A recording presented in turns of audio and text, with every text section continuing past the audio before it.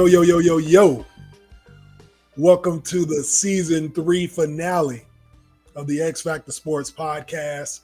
I am your host, Jay Mundane. I am very excited for this episode. I'm so glad that you guys could tune in.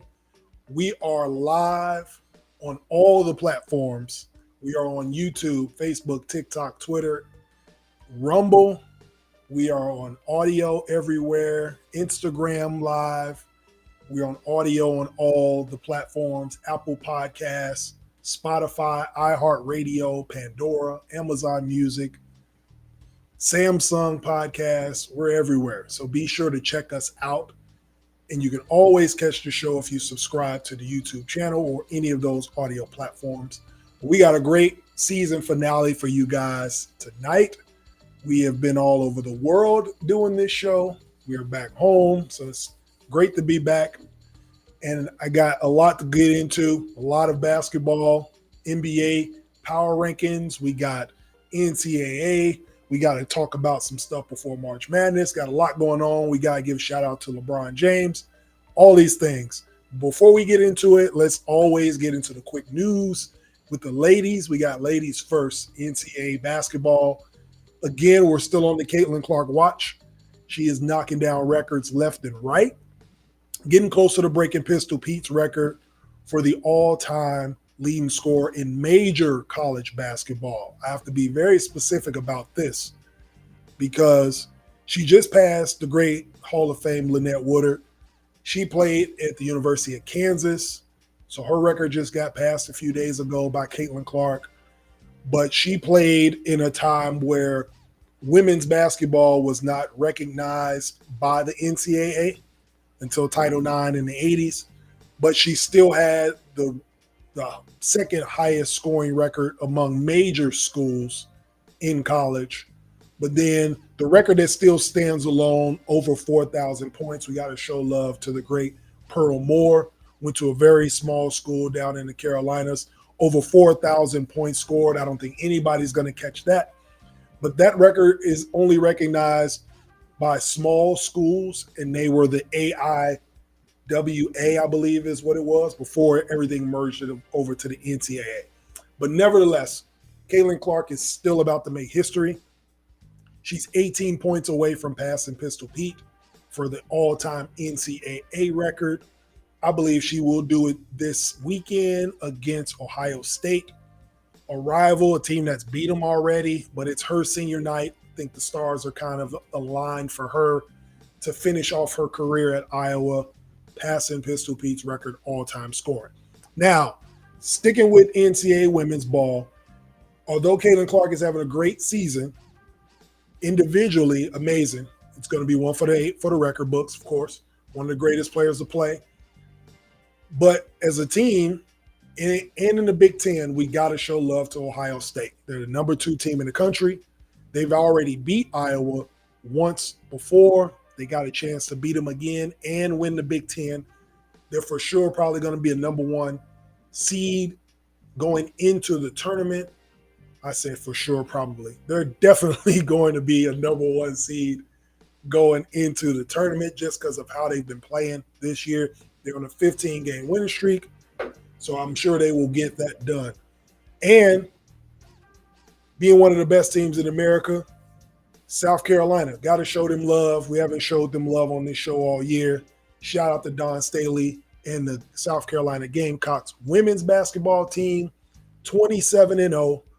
Looks like they're on a mission from last year after losing in the Final Four to Iowa in upset fashion. They may be the odds-on favorite not only to win the women's national championship, but to also go undefeated again under Don Staley. So looking forward to that happening through the month of March. Congrats to them.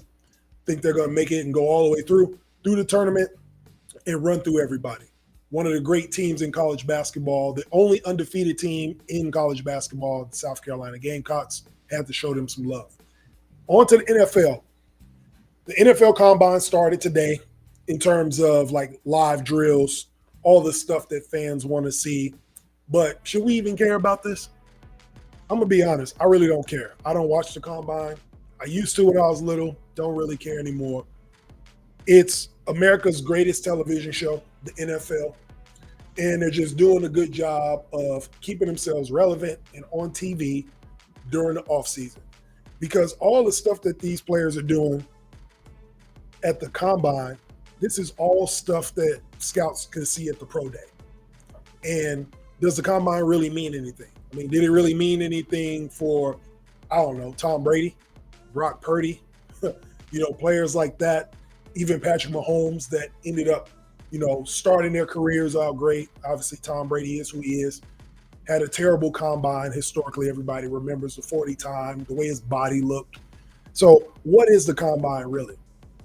I think it's for fans. The diehard football fans are going to watch it just because it's more football that they can consume. But your casuals aren't going to watch it. They don't know these players yet. They may know a player or two from a college that they follow.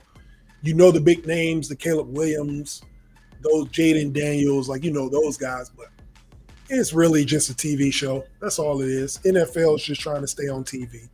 Doesn't really matter what you do in the combine, I feel like personally.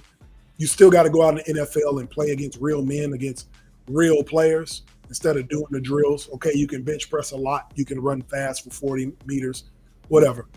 I bet Jamarcus Russell had a good combine, and I bet Ryan Leaf had a good combine. If y'all remember those guys. Oh, y'all don't? Yeah, because they were bust. So it doesn't matter what you do in these combines if you can't go out and ball. Russell Wilson didn't have a great one.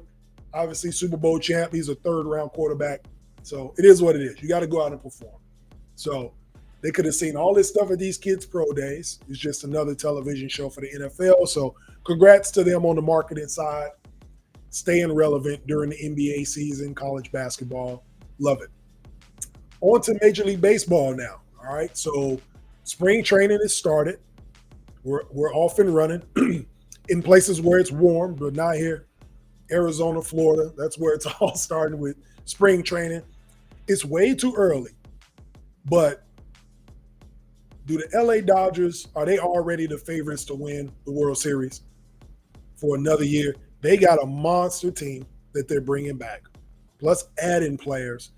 I mean, other than the best pitching staff on the planet, they got Freddie Freeman, Mookie Betts, Clayton Kershaw still there, Jason Hayward in the outfield, Max Muncy in the infield. And some guy y'all might know, Shohei Ohtani, or Mr. 700 mil. That's what I like to call him. Mr. $700 million. His went to the Dodgers. So the rich get richer, every pun intended. And so it'll be fun to see what the Dodgers look like this year. They're the odds-on favorite, of course, in the preseason. So will they win the World Series this year? Or maybe the Dodgers will do what they always do. They'll win 107 games in the regular season and then lose in the NLDS in 4 games. And everybody will be disappointed. Then the Braves or the Rangers may repeat. But it is of note that they got Shohei Ohtani and that he will be a DH this season because of the surgery. And then he will come back in 2025 and play on both sides of the ball and treat those guys like high school kids, like he's done his whole career, pitching and hitting home runs. So looking forward to seeing what the Dodgers look like this season after having a monster roster. We'll see if they can get back to the World Series and stop the Rangers from defending their title. All right. Now, before we get into the segments, there was something that happened this weekend in college basketball. And we can all agree that college sports has changed over the last 10, 15 years, right? I'm old enough to remember the NIL showing up, transfer portal, TV deals, conference realignments. I can remember all these things happening recently. And now we got to worry about this court storming. So Saturday, Wake Forest played against Duke at home at Wake Forest. And Wake Forest beat Duke. They're blue blood, so obviously fans are going to rush the court if a Duke or a KU or Kentucky, North Carolina, any of those types of schools get beat, fans rush the court. Even though Wake Forest was favored, by the way, to win this game. Duke is still Duke, and they were ranked higher. Fans rush the court. So it made big news if NCAA should ban the court storming. And don't get me wrong, I liked it. I grew up doing it, watching it. In high school, we played against our rival. They were right over the bridge from us down the street. And my senior year, we went to their gym. We beat them on their court, and our fans rushed the court. It's the first time I've ever seen that in the history of sports. The visiting team's fans rushed the court. So I've been a part of it. I've seen it all. But when it gets to a point where players are getting hurt. So in this game, Kyle Filipowski, Duke's best player, NBA draft prospect, Duke loses the game, and he doesn't have enough time to get off the court. Obviously, you're distraught. You lose a game. You're not going to run off the court. Like, you're going to probably have your head slumped down, walking off the court. Is it his fault for not knowing that they were going to rush the court? I don't put that onus on the player. You're not thinking about that type of stuff. Oh, if the fans are going to run out if we lose. Nobody's thinking like that. So he didn't get off the court in time. Fans rush the court, run into his ankle as he's trying to get off, and he rolls his ankle. So now his teammates have to carry him off, help him off the court.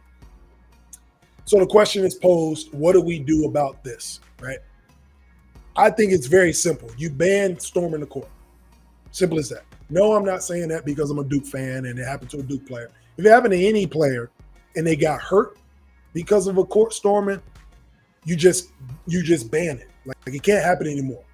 Fans can no longer rush a court if their team wins a game against a ranked team or favored team. You just can't do it. As many black eyes as the NCAA has for poor leadership, this is a good time for the NCAA to actually show that there is some good leadership here. There's too much nuance in the sport.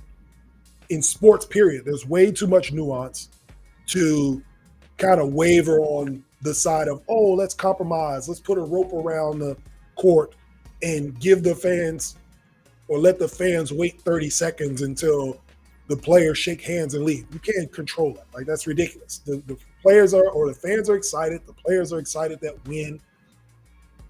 It's very hard to control that nuance, or getting the players off the court at a certain period of time, or only do it when the team is ranked number 1 in the country, or blah, blah, blah. It's very cut and dry. With good leadership, if there is nuance in a decision, you just make it black and white, cut and dry. No more storming the court. I know it's great optics. It's great for TV. If you go to one of these big schools, or if you go to any school, university, they probably have a big life-size poster of their fans storming the court, hanging on the rims, yada, yada, yada. I get it. But times have changed. All right? Fans are running on the court with their phones, looking into their phone, TikToking, whatever. They don't even see where they're going. So knocking into each other. I'm sure there are fans that have been injured storming the court, but it doesn't get publicized because they're not the players. I'm sure you can find a handful of students that have been hurt. So if it's getting to this point, the NCAA just needs to step in, show some leadership for once, and ban storming the court. Fans can't run on the court. The court is not for fans. If you want to run on the court, be good at the sport, and then you can play. Simple as that. You ain't good enough, now you got to watch. Because the players can't run on the court, right? We remember Malice in the Palace from the NBA. Players can't do that. So fans shouldn't be able to come in their space. It's very simple. It's a very simple solution. I know all these sports shows was trying to figure out the algorithm that is storming the court. It's a very simple equation. If players are getting hurt because fans are running on the court, fans can't run on the court anymore. So that's where it should end. You guys let me know what you think. Should the NCAA ban court storming? I obviously believe they should ban it. I don't want to see any players getting hurt, especially around March. I want to see all the best players playing, and I don't want them to have to sit because some sophomore chemistry student tripped over his foot. So let's just cancel all of it, all right? Y'all let me know what y'all think. When we come back to the Season 3 finale, we're going to get into the NBA, our last installment this season of the NBA Power Rankings. You do not want to miss who we got in the Power Rankings now. This is the X-Factor Sportz Podcast, and we will be right back. Love sports and want to stay informed about the latest news and content? then you've got to check out this podcast. The X-Factor Sportz Podcast is the ultimate source for your favorite sports news and analysis. This host covers all kinds of sports. You'll always be able to find something interesting to listen to. Plus, the podcast is highly entertaining and will keep you on the edge of your seat every time. So, don't wait any longer. Subscribe to the X-Factor Sportz Podcast today.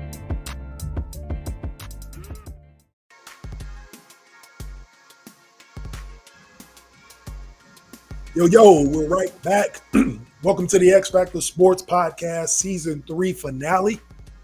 We are live on Facebook, YouTube, TikTok, Twitter, Instagram, and now on Rumble. So if you don't have YouTube, you can also subscribe on Rumble and check out all the episodes from the past, present, and in the future.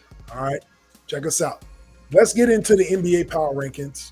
We got our top 10. It's been shuffled around a little bit. If you've been watching throughout the season, some teams are going in and out, moving up and down. This is our final installment of the season for our Power Rankings. Here we go. Making it into the Power Rankings at number 10, the Sacramento Kings. All right. They can no longer be held down.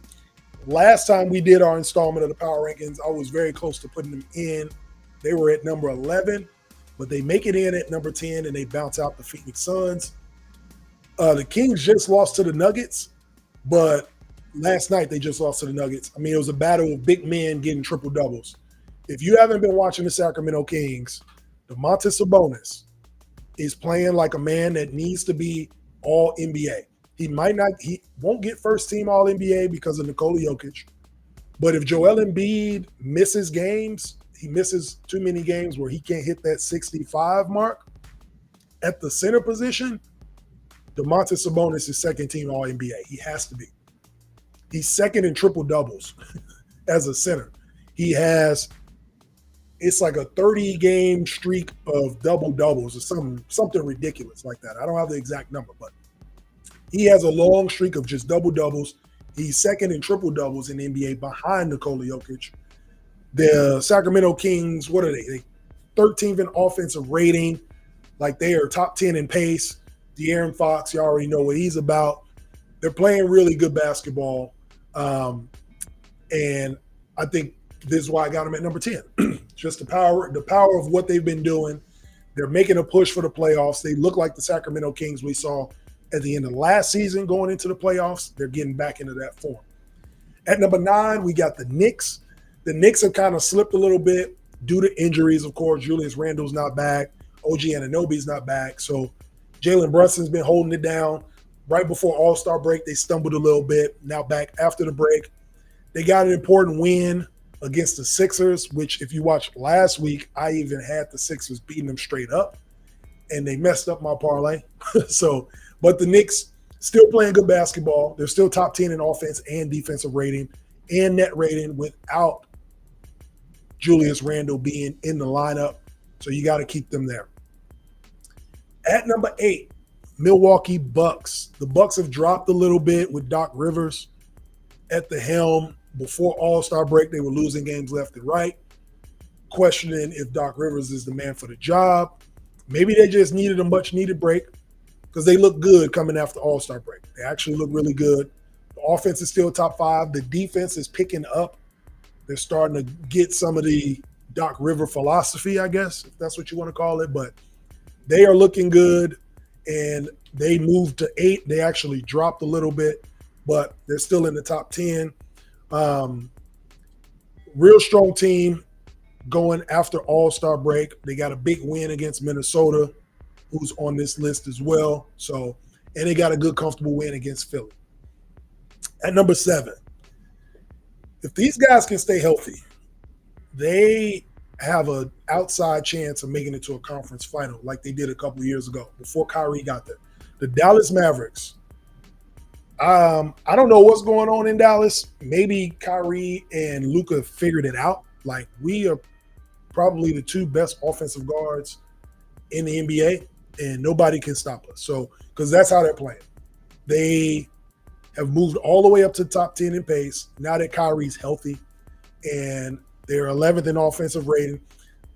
With Kyrie back, they won 8 out of their last 10 games, going back to the All-Star break, and they won 7 straight.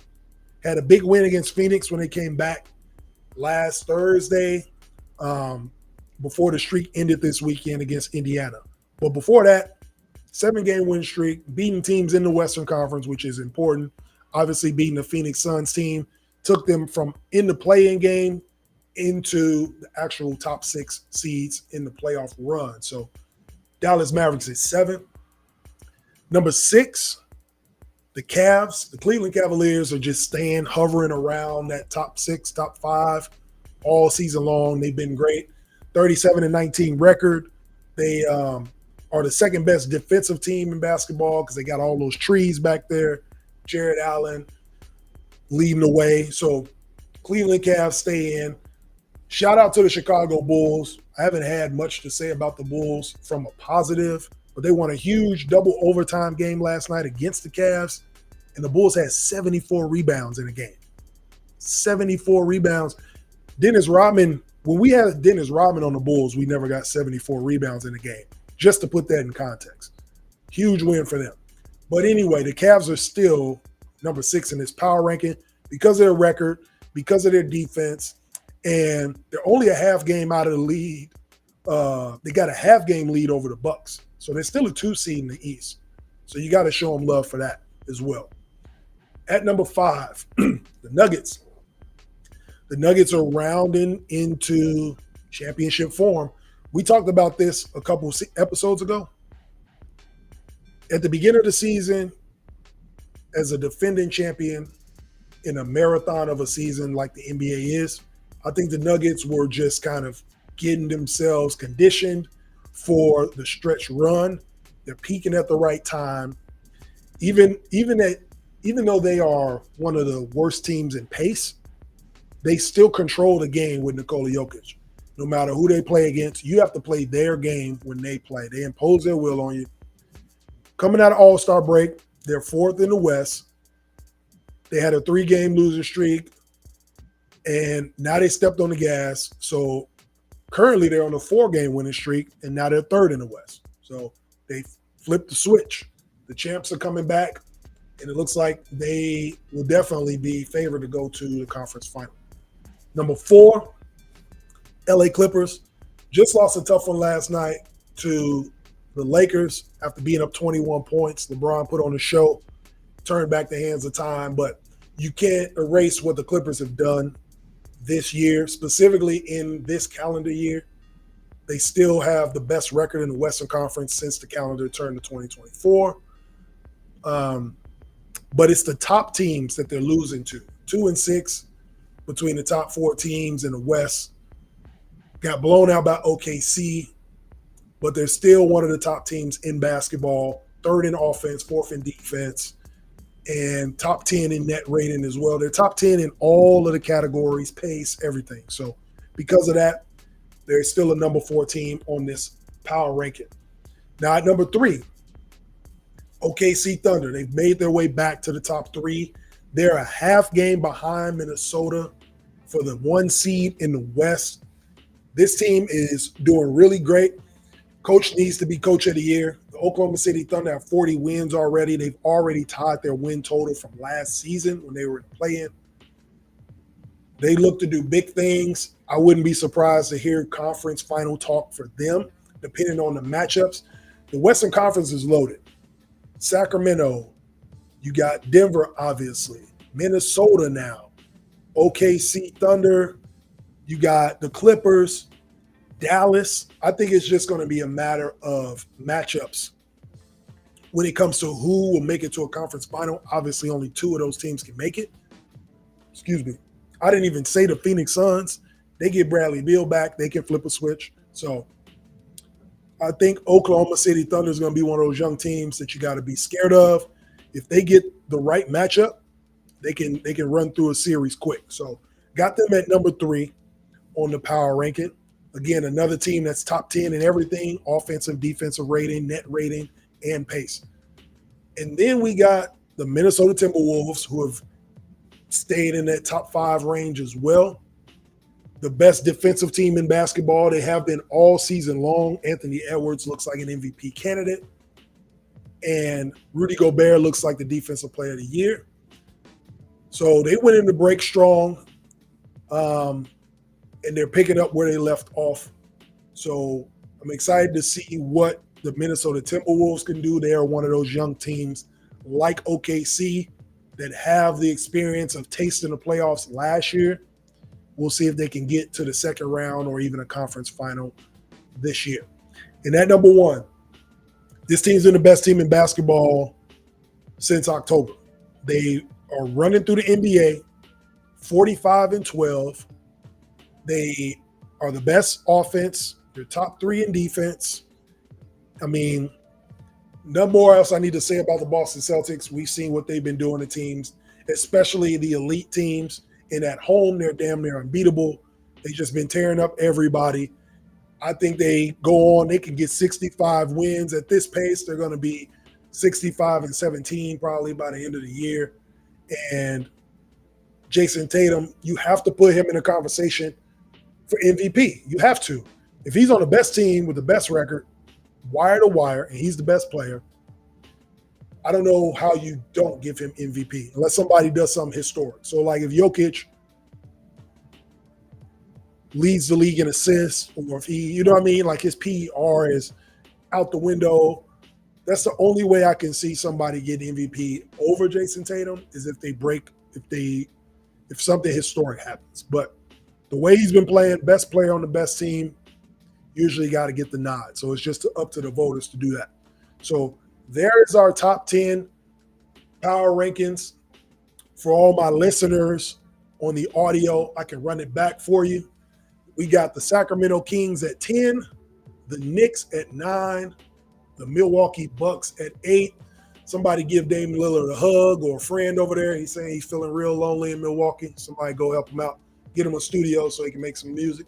At number 7, we got the Dallas Mavericks, the Cavs at 6, the Nuggets at 5, the LA Clippers at 4, OKC Thunder at 3, the T-Wolves at 2, and the Celtics at number 1.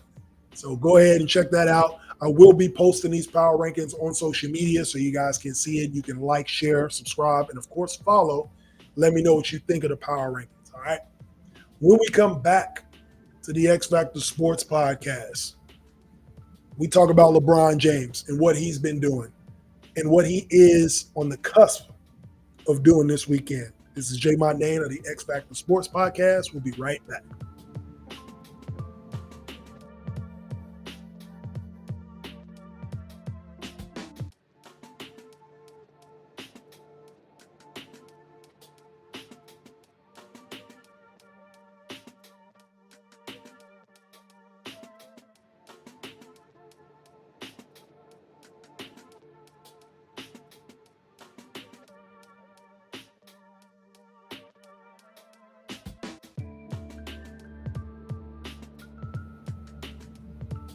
Yo. Welcome back to the X-Factor Sportz Podcast, Season 3 finale.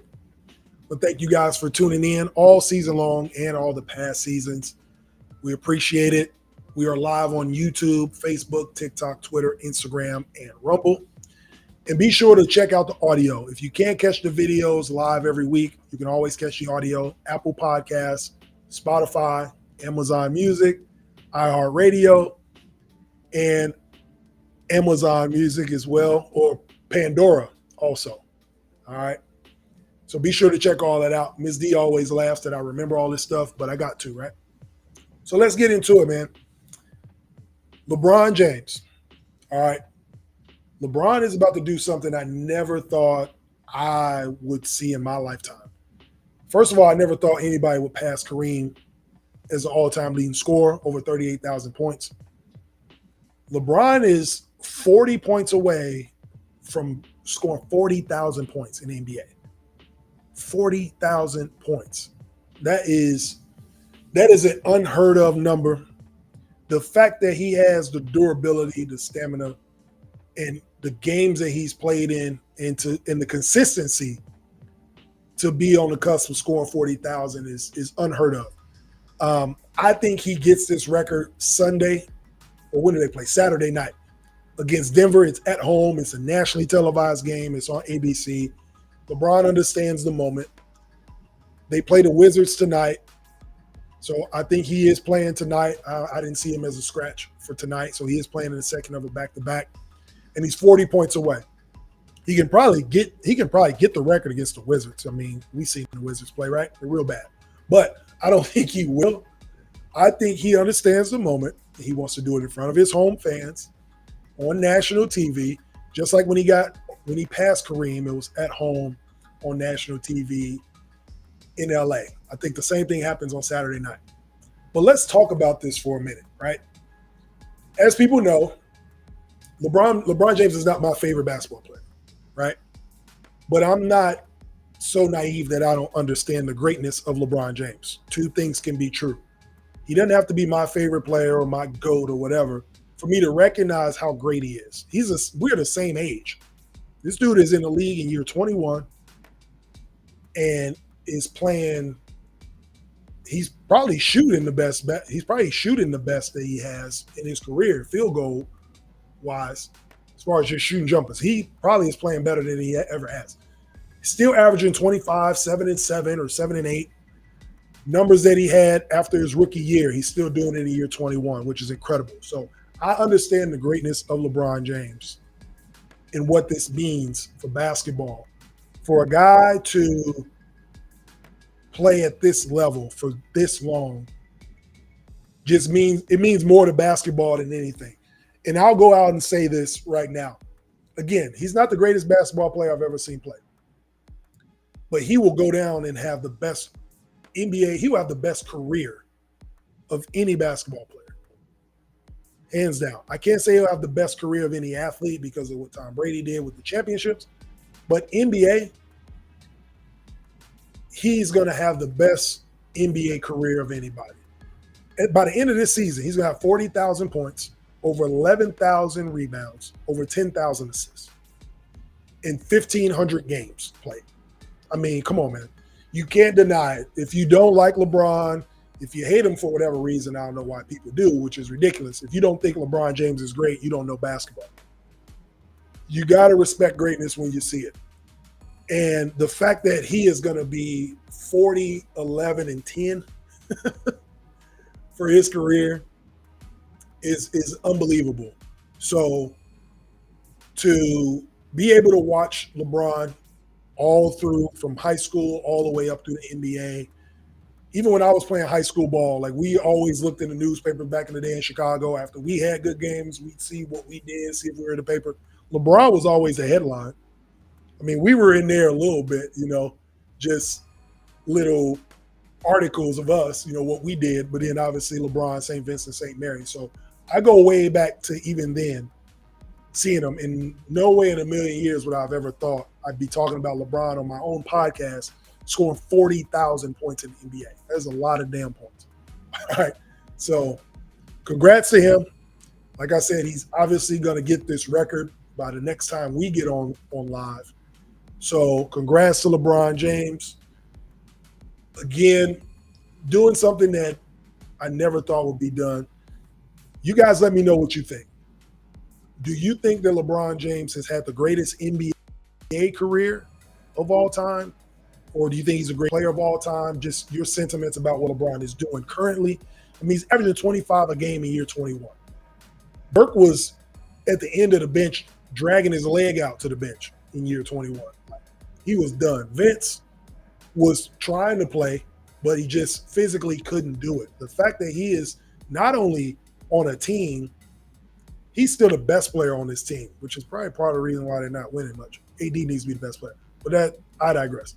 But the fact that he is still playing at an elite level, he's still one of the best players in the league in year 21. It doesn't look like he's slowing down anytime soon. There probably will be a year 22. And I'm just more impressed by the durability of LeBron James. Like, if there's anything that I'm more impressed about by him, not just the statistics, is the durability and the longevity. How is he able to play at this level for so long you got to respect that for sure. So congrats to LeBron. I think he breaks this record on Saturday night against the Nuggets, gets over 40,000 points. It's just even crazy coming out of my mouth every time I say it, that one man will have 40,000 points in his career and going. He's trying to put this thing out of reach, and he might have a good case for it. So congrats to him. Like I told y'all, this is going to be a record-breaking episode. We got Caitlin Clark. We'll pass Pistol Pete on Sunday. LeBron this weekend will eclipse 40,000 points. Congrats to all them, all the basketball players and all the basketball fans.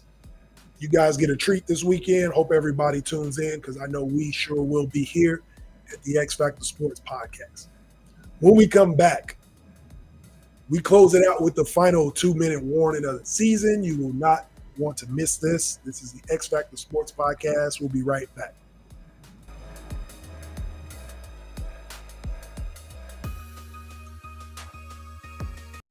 Love sports and want to stay informed about the latest news and content, then you've got to check out this podcast. The X-Factor Sportz Podcast is the ultimate source for your favorite sports news and analysis. This host covers all kinds of sports. You'll always be able to find something interesting to listen to. Plus, the podcast is highly entertaining and will keep you on the edge of your seat every time. So, don't wait any longer. Subscribe to the X-Factor Sportz Podcast today.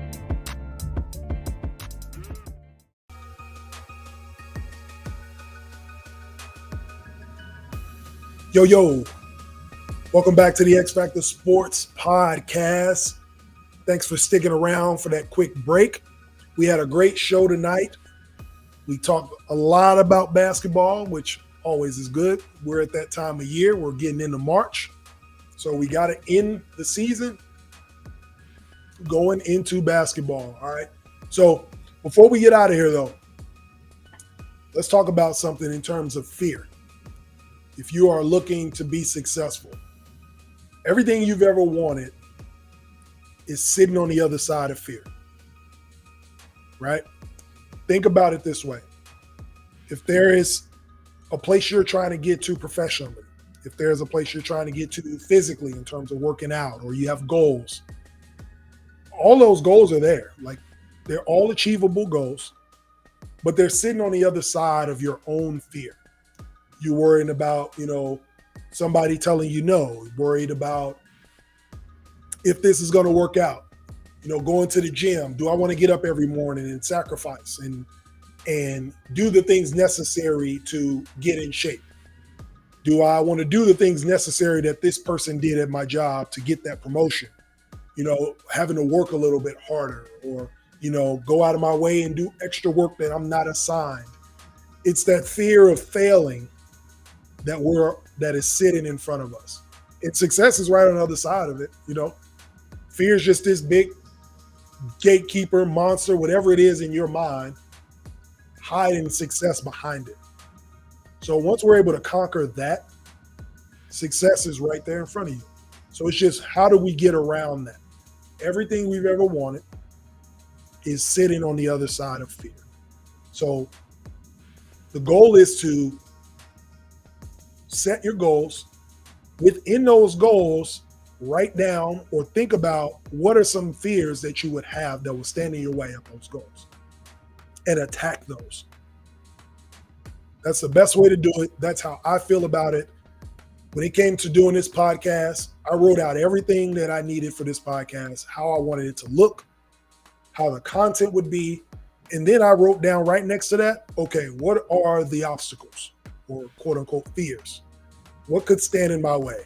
And I attack those things first. Like, all right, I need to figure out how to lay this thing out and get over that hump and just do it.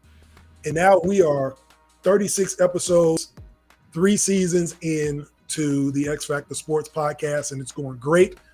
Thanks to you guys. So just keep that in mind. Everything you've ever wanted is sitting on the other side of fear. So just conquer that, and it'll be waiting for you.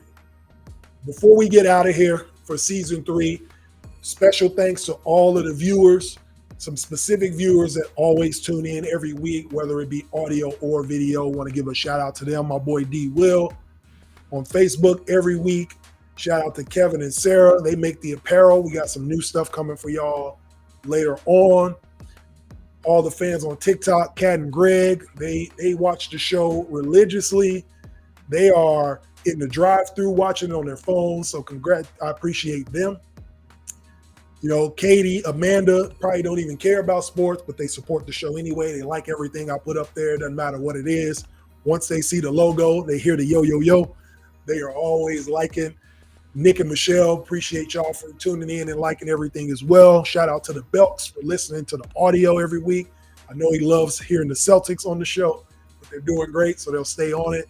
And to everybody else that tunes in, all the fans back home in Chicago, the fans here locally, KC, thank you guys. Thank you for tuning in.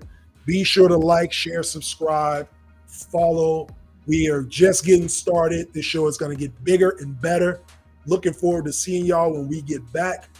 This is Jay Mondane signing off for the X-Factor Sportz Podcast. And last but not least, Miss D, thank you always for everything you do behind the scenes that people don't know about. Appreciate you. Love you. We'll be back next time. This is the X-Factor Sportz Podcast signing out. Peace.